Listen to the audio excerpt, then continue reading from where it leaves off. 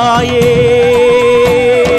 பிள்ளையாறு பட்டியிலே வந்து பாருங்க, ஒரு அருகம்புல்லு கருளும் பிள்ளையாரை பாருங்க.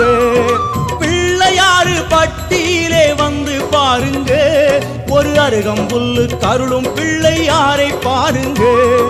நகரத்தாரும் உலகத்தாரும் கூடும் இடமுங்க, இங்கு வேளமுகத்தின் அதிசயமான கோலம் பாருங்க.